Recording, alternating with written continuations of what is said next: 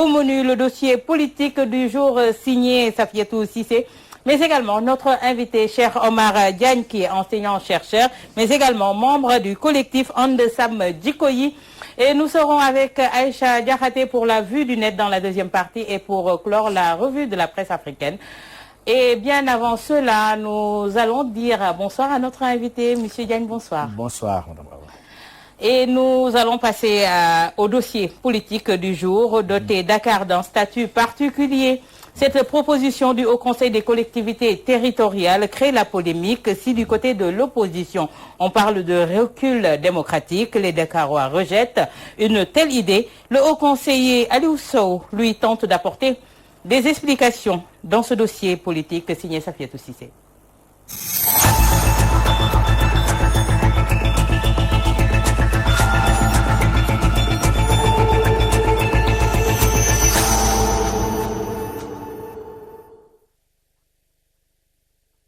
Un statut spécial pour la ville de Dakar, tel est le souhait du Haut Conseil des collectivités territoriales. Comment s'y prendre? Aliou Sow s'explique. Il s'agit de travailler à doter Dakar d'un statut particulier conforme à l'acte 3 et conforme aux exigences actuelles.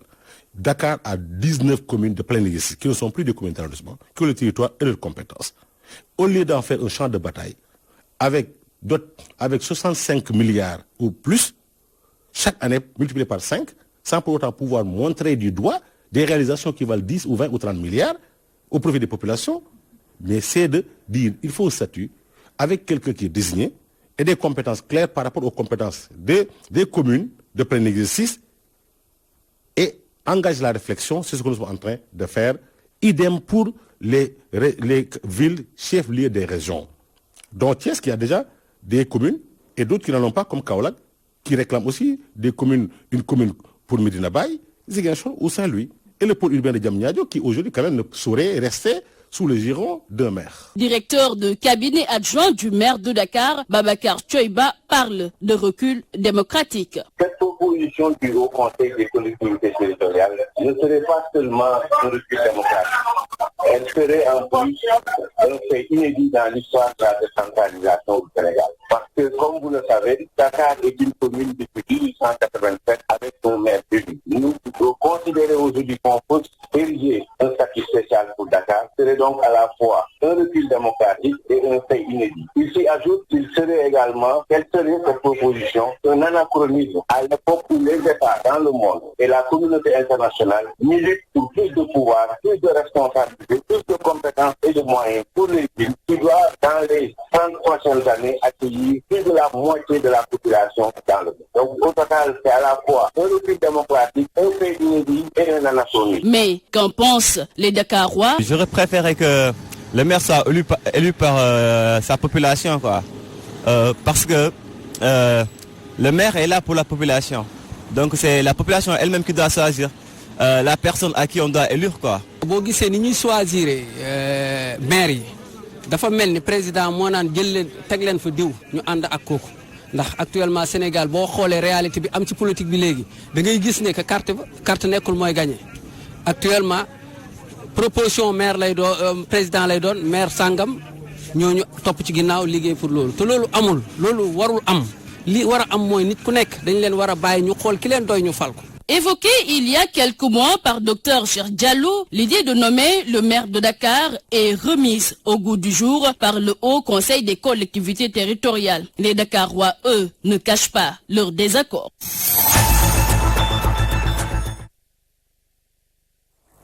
Safiatou Cissé, merci. Cher Omar Diagne, que pensez-vous de ce dossier consacré à la mairie de Dakar, une nouvelle donne proposée par Aminata Mbengue pour dire que le maire de Dakar sera maintenant nommé, mais pas élu au suffrage universel? Donc, ceci est en droite ligne, dans une logique, en tout cas, d'accaparement des centres de décision au niveau de la ville de Dakar. Si on se souvient dans le passé, le maire de Dakar a toujours été du côté du président de la République. Dans le régime socialiste, on se souvient des grands maires qui étaient du Parti socialiste du même côté avec le président. Même sous Wade, on a eu des maires qui étaient du même côté politique que le président de la République. Sous Macky, cette donne-là a été un peu perturbée et Macky avait voulu apporter une réponse par rapport à cette dichotomie-là de décision au niveau de la ville de Dakar. Donc c'est en droite ligne de sa vision. Il a emprisonné le maire de Dakar. Il a tout fait pour démanteler le pouvoir de tous les opposants de ce pays-là.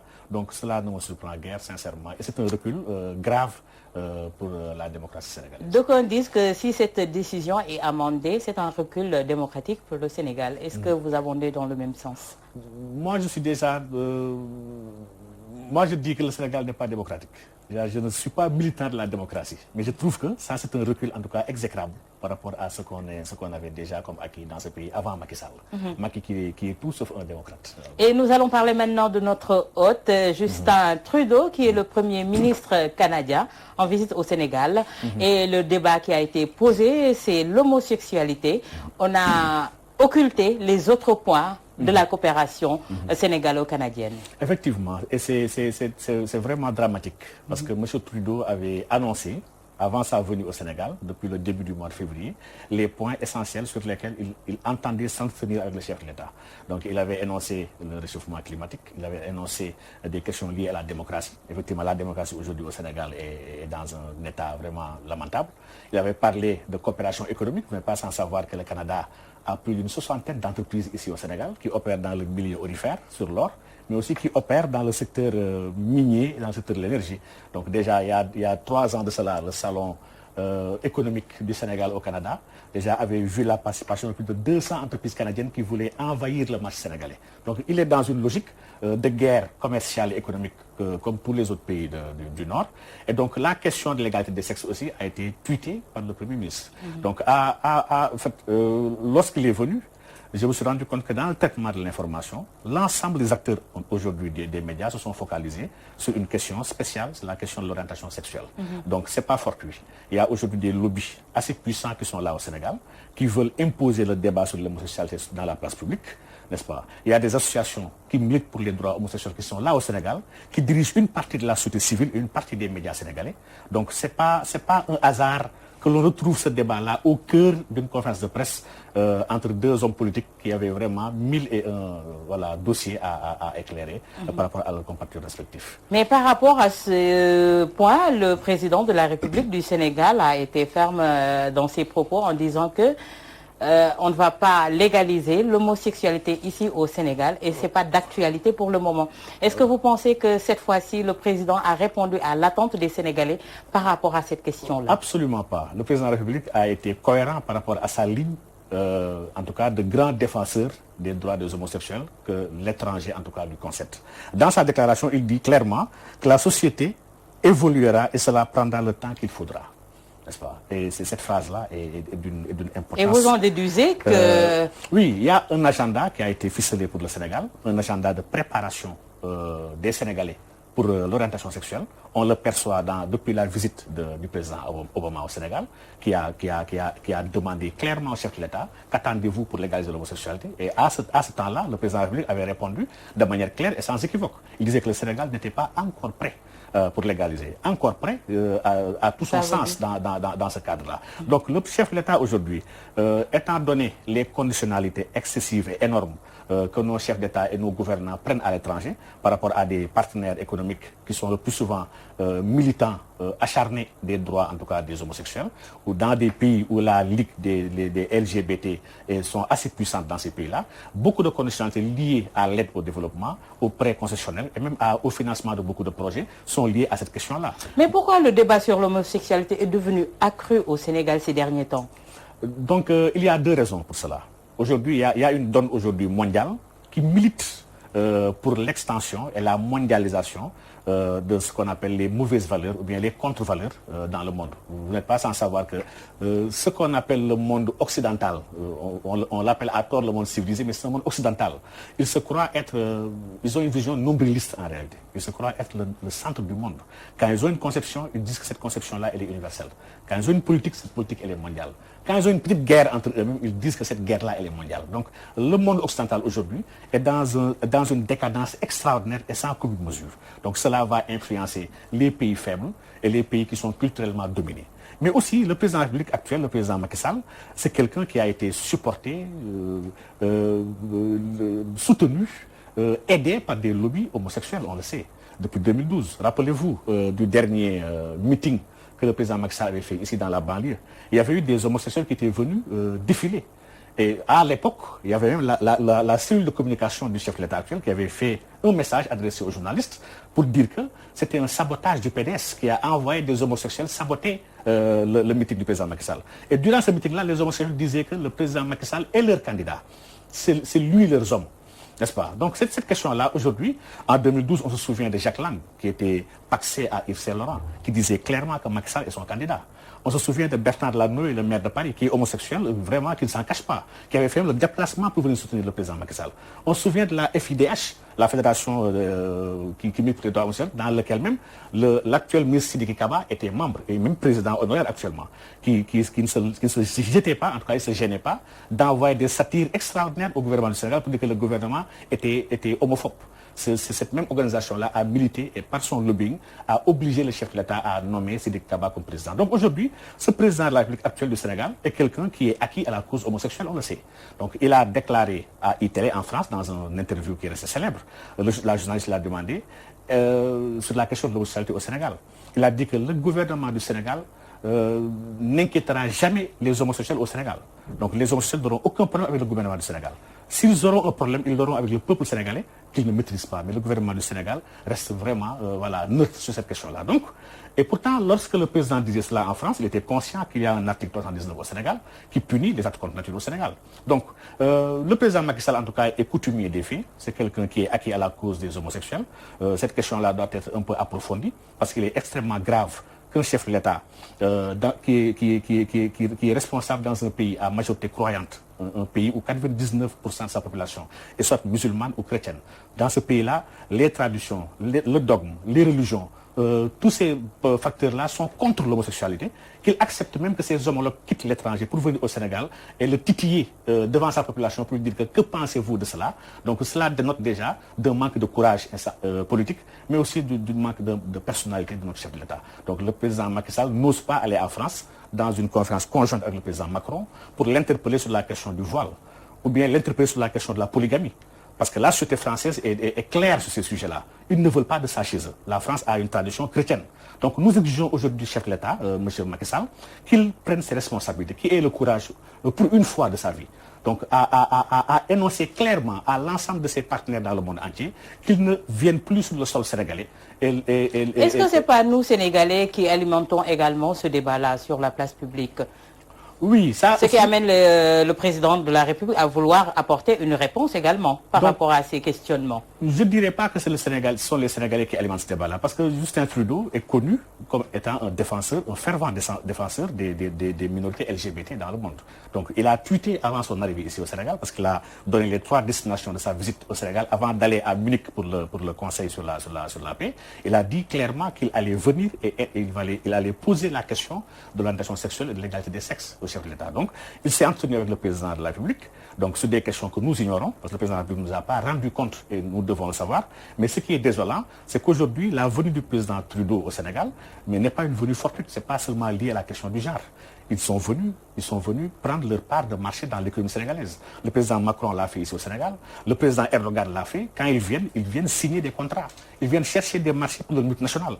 La question aujourd'hui de ce que le président Macky Sall a octroyé encore, lui qui est un habitué des faits, il donne en offrande l'ensemble de l'économie sénégalaise à ses partenaires du monde entier. On doit s'interroger sur la question, qu'est-ce que le président Macky Sall a encore donné à Trudeau. Et donc, quels sont les dessous, en tout cas, de cette fausse coopération-là qu'on nous peint? Parce que les États, on le sait, ils n'ont pas d'amis, ils n'ont pas d'ennemis, ils ont des intérêts. Donc, cette question-là, aujourd'hui, devait être centrale.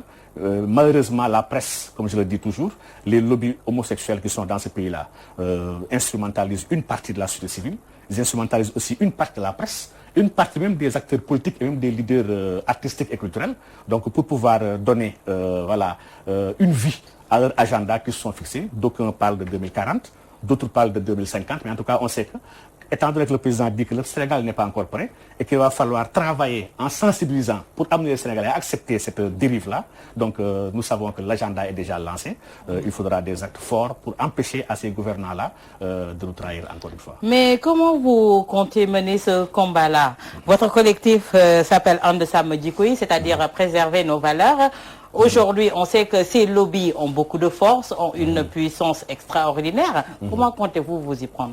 Donc, il nous faudra, nous aussi, travailler vers la sensibilisation. Étant donné que les homosexuels veulent sensibiliser, il nous faudra utiliser leurs armes, sensibiliser les populations sur les réalités, les agendas cachés des lobbies et des sectes qui sont là au Sénégal et qui veulent pousser les Sénégalais vers une acceptation de quelque chose qui est en désaccord avec notre foi, qui est en désaccord avec nos traditions, qui est en désaccord avec nos us et coutumes. D'abord, la sensibilisation est un premier facteur. Mais aussi, il nous faudra avoir aussi des agendas, tout comme ceux qui sont là en train de jeter en tout cas le peuple dans l'économie. Ils sont puissants, mais puissants également financièrement. Est-ce qu'à ce niveau-là, vous êtes prêt à mener le combat si l'on sait qu'on est dans une pauvreté extrême et c'est la pauvreté qui amène ces dérives-là? Donc moi je dis que nous sommes même pas pauvres. Nous sommes un peuple qui a été paupérisé. Nous subissons une prédation extraordinaire des gens du Nord, si je peux me prononcer ainsi. Donc aujourd'hui, je me dis qu'il n'y a pas simplement cette force financière qui est déterminante dans l'issue, en tout cas, de ce combat qui est mené. Donc, il y a d'autres armes qui sont en notre possession. Déjà, nous, en tant que croyants, disons que la prière est l'arme des croyants. Il y a le porte-à-porte, il y a beaucoup de facteurs, en tout cas, qu'on peut utiliser, et surtout un lobbying, surtout au niveau politique, pour avoir des hommes politiques aujourd'hui, et ce facteur-là est très important. Il y a une mutation aujourd'hui de la classe politique dans presque tous les pays du monde, on le sent. On voit des jeunes qui viennent aujourd'hui briguer des mandats, des jeunes nouveaux qui sont nés décomplexés. Donc il nous faut travailler avec ces gens-là pour pouvoir avoir des dirigeants demain vraiment engagés dans ces questions-là. Autant on pensait qu'aller se réfugier dans les Dara permettrait de sauver nos enfants de ces dérives-là, mais aujourd'hui la réalité est tout autre. On a vu la dernière en date, ce qui s'est passé à Ouakam, et c'est-à-dire que maintenant on n'a plus de repères où aller s'arc-bouter également pour préserver cette dignité-là et ces valeurs-là. Effectivement. Aujourd'hui, vous savez, l'accession à la profession de Serigne Dara c'est un métier aujourd'hui qui est laissé au libre choix des personnes. Il n'y a aucune exigence, il n'y a aucun contrôle, il n'y a aucune réglementation sur qui peut enseigner le Coran et qui ne le peut pas. Donc on a des faussaires aujourd'hui qui sont muets en Serigne Dara et c'est des gens malhonnêtes. Et on a des truands, on a des psychopathes même qui ont ouvert des daras dans un quartier de la place et qui commencent à enseigner le Coran. Cela prouve aujourd'hui encore une fois la nécessité d'avoir un conseil supérieur du culte qui doit régler ces questions-là liées aux religions, que ce soit musulmanes comme chrétiennes. Parce qu'aujourd'hui, il n'y a pas de lisibilité ni de lecture sur l'accession à cette profession. Moi, je vois des Serigne Dara, j'en ai même vu quelques-uns que je n'ai pas peut-être mangé, mais des Serigne Dara qui n'ont pas mémorisé le Coran. Mais est-ce qu'on ne devrait pas changer les mentalités? Au Sénégal, quand vous parlez des Dara, on vous attaque à tout va également.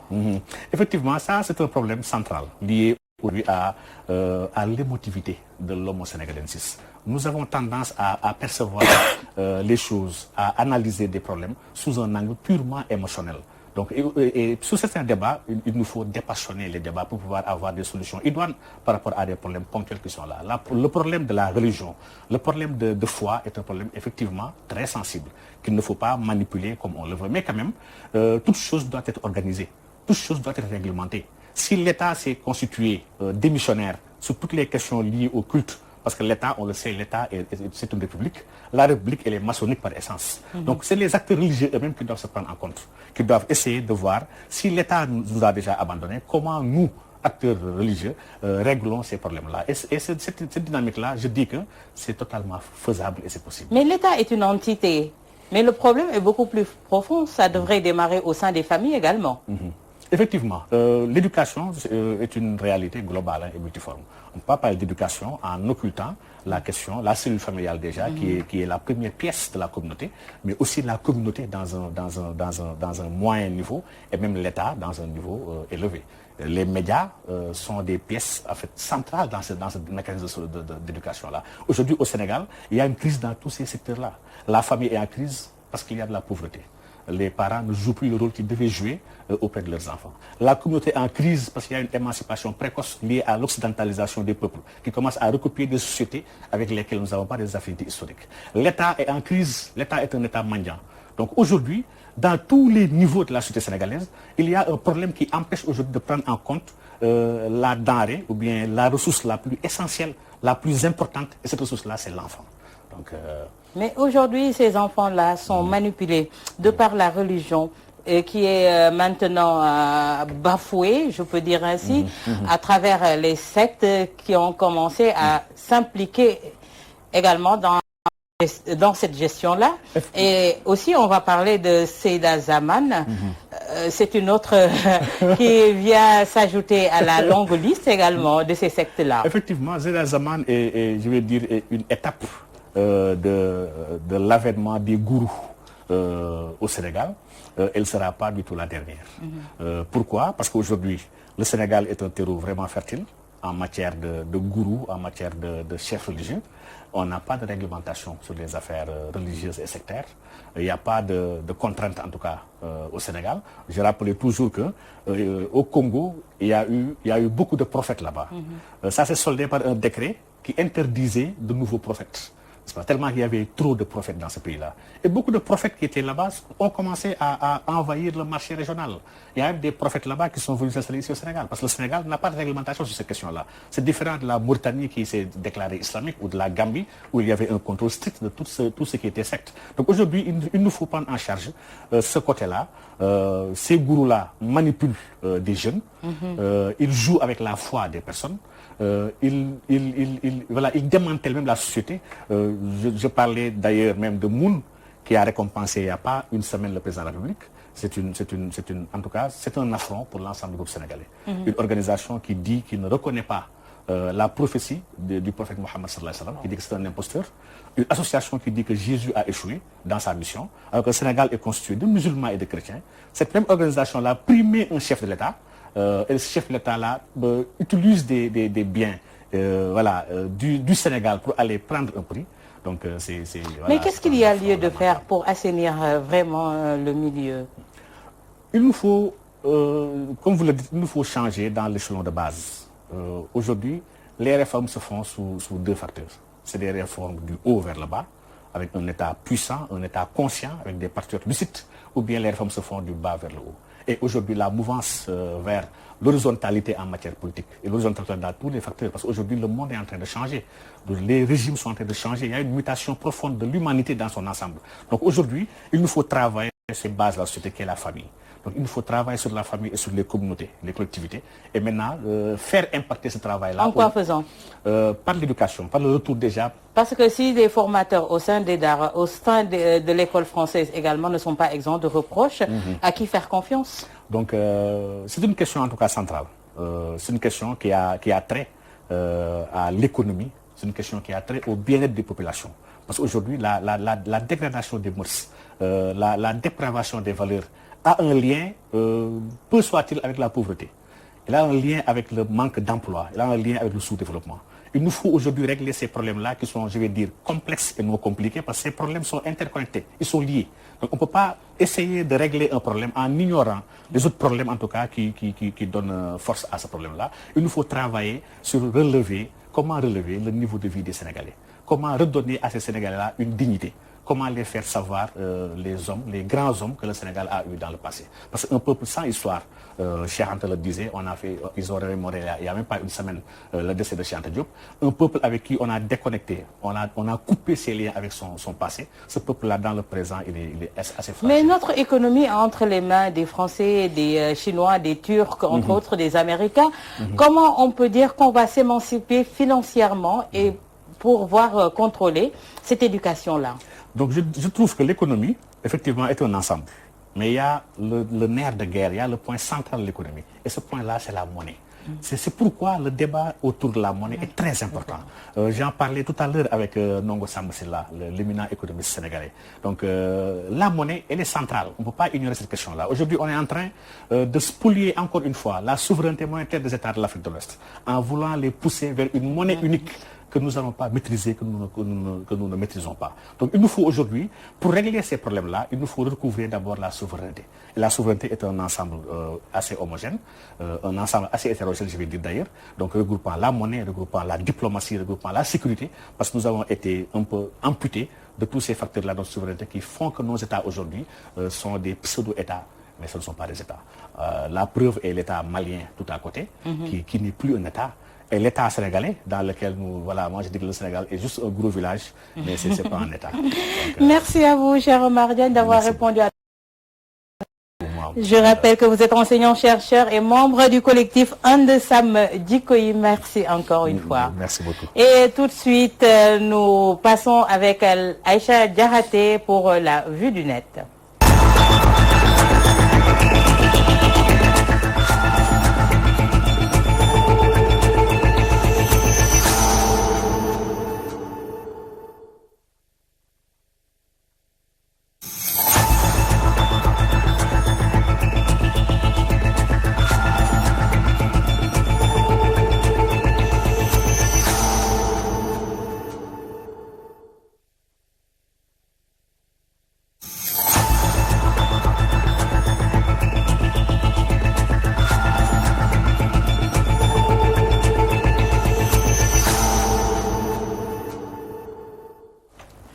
Aïcha Diakhaté Hayati, bonsoir.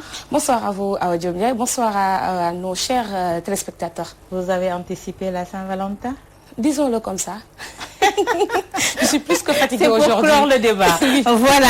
Aïcha, et nous passons à la vue du net. Les internautes se sont penchés sur quoi aujourd'hui? Ils se sont penchés sur cet article de Sénégo qui précise que la presse sénégalaise que la presse internationale est mieux traitée que les journalistes d'ici. En tout cas, un fait ou bien même un constat qui a été réalisé par nos confrères de Sénégo qui contextualise avec cette journée DJ à la radio. Sénégo a fait un constat au Palais de la République. Il faudrait noter que la presse internationale est mieux traitée. Si on prend l'exemple de la dernière visite du Premier ministre canadien Justin Trudeau, ils ont constaté un traitement inégal, si on peut le dire ainsi. En tout cas, de la part de la présidence, le cadre d'accueil décrié, convoqué à une heure précise et laissé sous le chaud soleil poireauté. En tout cas, Awa, les journalistes ne demandent pas plus, mais demandent quand même du respect de la part de la présidence. Voilà, comme disait tantôt en Wolof, au Sénégal, on voit que les autorités, quand ils veulent parler des problèmes du pays, ils vont à l'extérieur avec des journalistes étrangers. Au Sénégal également, vous allez dans des rencontres. Quand les journalistes sénégalais sont présents, ils sont mieux traités que les journalistes locaux. Et à qui la faute? Peut-être c'est un complexe d'infériorité qui ne dit pas son nom. On est toujours complexé de l'hexagone, de la peau blanche également. Donc c'est à nous maintenant de savoir ce qu'on veut. Comment on doit être traité. En tout cas, Awa Diop Ndiaye, nos amis internautes se sont penchés sur ce sujet et abondent dans le même sens que votre commentaire. On commence par Chipiri qui commente en premier et qui n'a pas été du tout tendre avec les professionnels des médias. Il dit « Bien fait pour vous, chers journalistes sénégalais. Vous êtes amis des politiciens en leur accordant une grande importance et de temps d'antenne minimisant ainsi les Sénégalais. Il faudrait signaler que les Sénégalais lambda, vous laissez les Sénégalais lambda avec leurs problèmes. Alors, il faudrait dire que ça ne se passe pas à Walf chez nous, c'est la voix du sans-voix qui prime. Batch, il commente toujours sous le nom de Batch. Vous êtes mieux outillés pour mener ce combat. Alors, à vos plumes et encre, prêt, écrivez. Galsen Star, et toi qui prenais les images, on t'a autorisé à utiliser ton téléphone portable. J'imagine Ismaël est mort de rire comme pour taquiner le photographe journaliste de Sénégal qui prenait ces images. Lui, il se nomme républicain. Il parle de complexe d'infériorité. C'est vraiment dommage pour nos dirigeants. Dixit cet internaute. Idrissa Cissé, il se nomme, dit qu'au Sénégal, certains qui se disent journalistes ne le sont pas et ne s'occupent que des faits divers.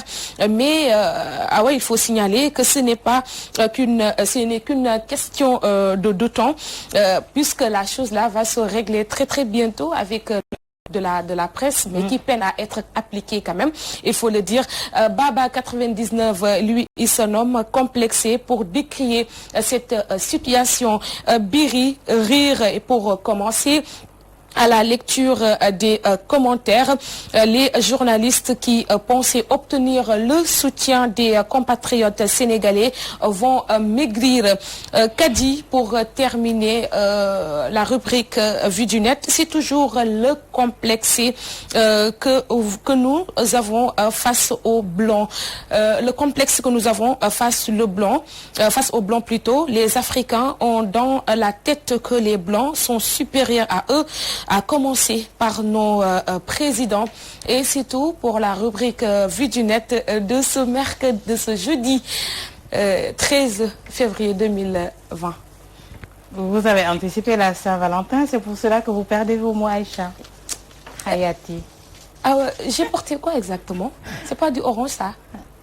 Oui, voilà, merci à vous, Aïcha. Pas de commentaires. Et vous souhaitez une excellente Saint-Valentin? Oui, avec Hassan Gueye, mon amoureux. Voilà, merci. Merci Aïcha pour la Vue du net qui met un terme à votre magazine, l'édition du soir de ce jeudi. Merci à Amdi Sidibé, Serigne Aliou Keita. Merci également à Alun Sitoé Diatta, Mami Kanté. Merci à Moustapha Diop pour la réalisation. Un grand merci à vous, très chers téléspectateurs, de nous avoir suivis. Vous allez retrouver Moustapha Diop dans quelques instants pour votre émission Dîner avec Diamono. Bien à vous et très bonne fête de Saint-Valentin aux amoureux.